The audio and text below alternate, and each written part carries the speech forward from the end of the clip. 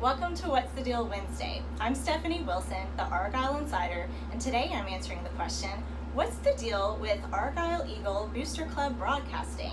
If you have ever listened to an Argyle game on the internet or on the radio, then you have heard this guy's voice right here. This is my friend Kenny Arthur.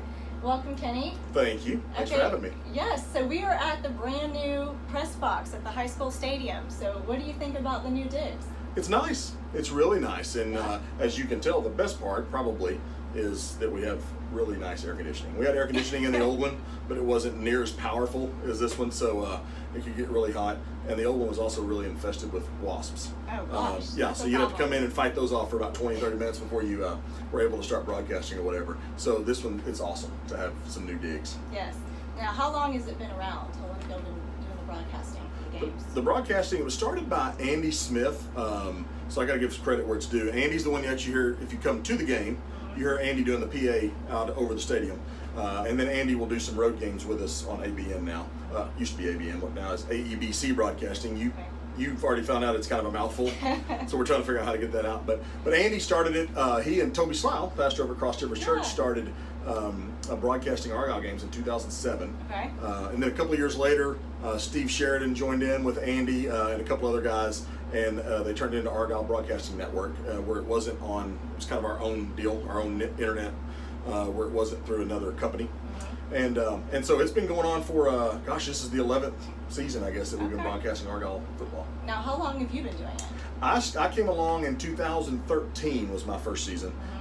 Just randomly, I somehow through the word of mouth, I guess Andy or whoever found out that I had once done radio and done some broadcasts. I actually used to do my old alma mater, Denison.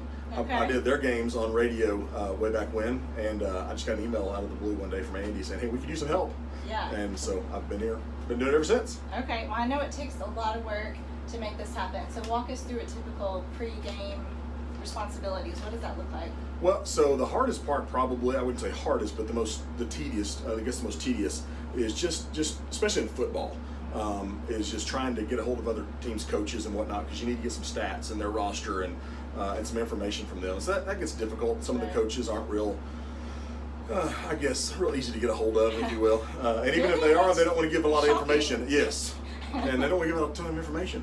And then we try to make out some spotting charts and whatnot. Like, actually, I've got one right here. I don't know if you'll be able to see it or not. This is kind of what we make on a weekly basis that talks about, who's in what position, and we'll put all their stats and different things on it. And so that takes up, I don't think it takes up that much time because I really enjoy it, but my wife would probably tell you that it takes up a ton of my time during the week.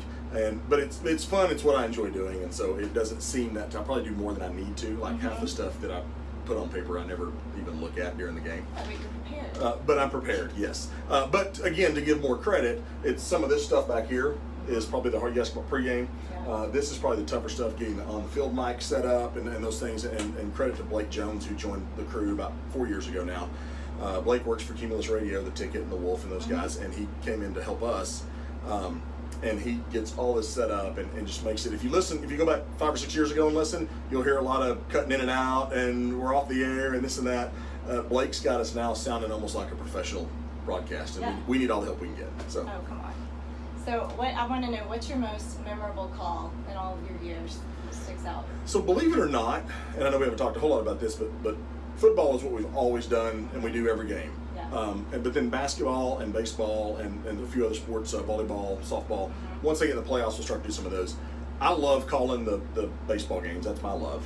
And so being able to call 2 state championships is probably my favorite. But as far as football goes, there was a play back in, gosh, I don't know exactly how many years ago now, probably, I guess, 4 seasons ago, but Drew Estrada. It was pouring down rain. We were at SMU Stadium, and we were playing Kennedale, and Drew Estrada just made this unbelievable play, just running over people and sidestepping people and whatnot, and just hurdled a couple of guys, and just it was one of my favorite calls, for sure. That's cool. So, I mean, this is a small outfit, so you guys are doing everything. How many are there of you? Well, so there's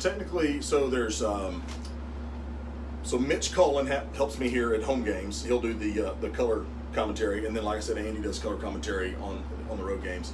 And then Clark McNulty now does our sideline. Clip Weaver did it for years and years and years.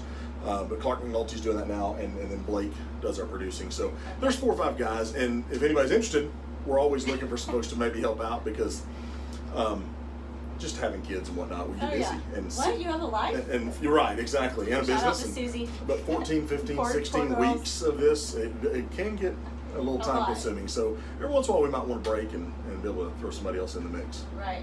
So have you had any major oh crap moments in the middle of the game? Oh, absolutely. Yeah. And they can happen. A lot of them have to do with field mics. Okay. For example, over at Kincaid Stadium in Dallas, where we used to play Dallas Carter and South Oak Cliff and some of those kind of schools.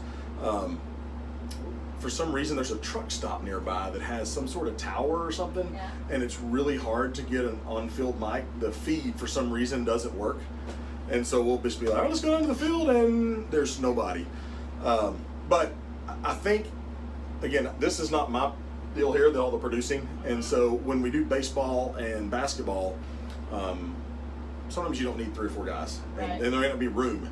And so I will try to do play-by-play and produce, and I'm not good at getting us on the air. And so there's so many times. Matter of fact, it was a major game this past season against Kilgore and Corsicana, and the entire game just sounded awful because I just had one thing plugged in the wrong place. Oh gosh. And so the whole time in the background, so the entire game just sounded awful. So I apologize, my fault. Whoops, my bad. Yeah.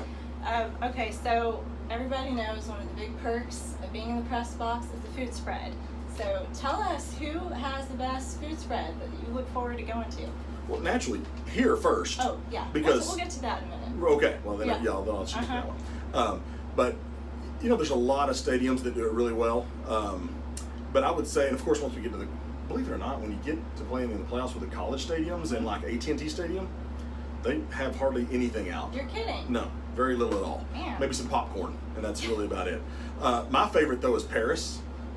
Paris actually does they have a culinary class for their high school kids, and so they're the ones that make all the food, and it is just, I'm talking real good food, not just sandwiches or pizza. Or I'm talking they're making full spreads of spaghetti and homemade chili and all kinds of things. And matter of fact, one time I mentioned Clip Weaver doing sidelines. Poor Clip, we couldn't find him like the whole game. And where was he ate the entire, I think he ate the entire, there was a bowl of bread pudding that was about this big. And I think Clip ate the entire bowl. And it was really good bread pudding. Or I was told, I didn't get any because Clip ate it all. So, but Paris does it. Paris does it right. And it's pretty cool because, it's the students. So it's pretty neat. Yeah, that's cool. Well, speaking of food, for those of you who don't know, tell us about your day job. What actually pays your family's bills? So I own and operate the Chick-fil-A over in 407 in Highland Village, Flower Mound. And that's what we bring to the press box here on Friday nights. And so if you're ever in the press box, then you can have Chick-fil-A. But yeah, that's what I get to do during the day. It's an awesome company to work for, and it's an awesome blessing to be able to work for such a great company like Chick-fil-A. And so that's what pays the bills. This definitely doesn't pay the bills. That's why it's hard to spend hours and hours and hours sometimes doing this, because it's not paying the bills, but it's what I enjoy a little bit more. Yeah. Well, and we really appreciate all your time. And Chick-fil-A, y'all have been a huge sponsor for our schools and so many things around town. So thanks again for that. Well, thank you. Love doing it. Do you have any predictions for this football season? It looks good. I mean, it really does. It's I think the best part, and I try to look at some of this type of stuff, is your entire offensive line, and even our tight end, all seniors.